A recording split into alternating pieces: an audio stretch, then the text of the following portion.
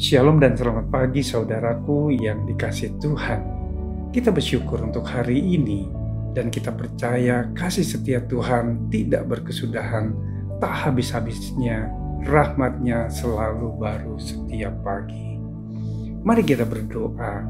Tuhan Yesus, kami bersyukur untuk kebaikan-Mu. Terima kasih untuk pagi hari ini adalah berkat yang indah daripada-Mu. Kami masih diberi kesempatan untuk menikmati hidup. Pada saat ini kami kembali mau mendengarkan pesan-pesan firman-Mu yang Kau sampaikan pada pagi ini. Hanya di dalam nama Yesus kami berdoa. Amin. Tema renungan kita pagi ini adalah bangkit dari kesukaran. Firman Tuhan diambil dari 2 Timotius 1 ayat 11 sampai 14. Demikian firman Tuhan. Untuk Injil inilah aku telah ditetapkan sebagai pemberita, sebagai rasul, dan sebagai guru. Itulah sebabnya aku menderita semuanya ini, tetapi aku tidak malu, karena aku tahu kepada siapa aku percaya dan aku yakin bahwa Dia berkuasa memeliharakan apa yang telah dipercayakannya kepadaku hingga pada hari Tuhan. Peganglah segala sesuatu yang telah engkau dengar daripadaku sebagai contoh ajaran yang sehat, dan lakukanlah itu dalam iman dan kasih dalam Kristus Yesus. Pelihara harta yang indah yang telah dipercayakannya kepada kita oleh Roh Kudus yang diam di dalam kita. Bapak Ibu Saudaraku, seiring berputarnya roda kehidupan ada kalanya kita menjadi lemah. Saat kita melihat atau mendengar orang percaya meninggalkan Tuhan. Di tengah masa sukar ini, bisa jadi kita mengasihani diri. Kehidupan rohani meredup dan kita mengabaikan Tuhan. Semangat untuk melayani hilang, bahkan kita menjadi malu karena Injil.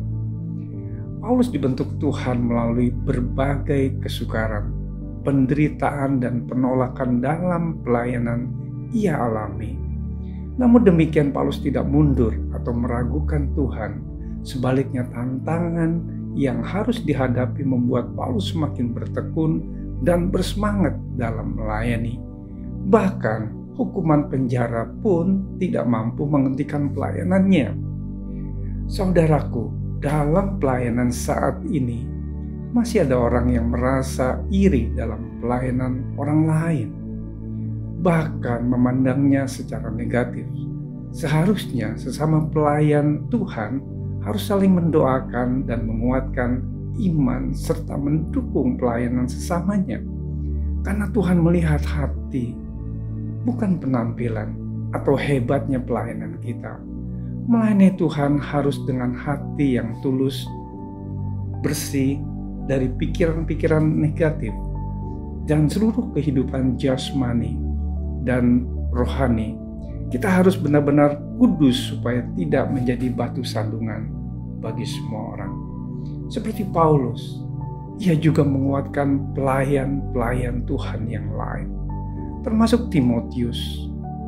Paulus mampu menyikapi setiap tantangan sedemikian rupa karena ia mengenal Tuhan yang ia percaya sebagai sumber keselamatan. Paulus percaya Tuhan akan senantiasa memeliharanya. Ia juga percaya ada maksud baik dari Tuhan di balik situasi sulit yang harus dihadapinya. Saudaraku, hanya ada satu kunci untuk bangkit di tengah situasi sulit, yakni memegang ajaran yang benar dari Tuhan dan menjaganya sebagai harta yang sangat berharga. Tentu saja hal ini harus dilakukan dengan pertolongan Roh Kudus. Dan Roh Kudus akan membimbing kita senantiasa serta mengilhamkan kebenaran firman Tuhan. Bapak Ibu Saudaraku yang terkasih, semakin dalam pengetahuan akan karya keselamatan Allah, semakin besar rasa syukur yang meluap dalam semangat melayani. Berusahalah untuk menyenangkan hati Tuhan setiap hari melalui pikiran, perkataan, dan perbuatan kita. Mari kita bersatu hati dalam doa. Terima kasih Tuhan Yesus atas kasih setiamu dan anugerah-Mu dalam hidup kami. Tuhan, terima kasih untuk kesempatan yang Tuhan beri sehingga kami dapat melayani Tuhan, dan Roh Kudus menolong kami agar kami tetap memiliki iman yang teguh dan taat kepadamu. Di dalam nama Tuhan Yesus kami berdoa. Amin. Selamat beraktivitas. Tuhan Yesus memberkati.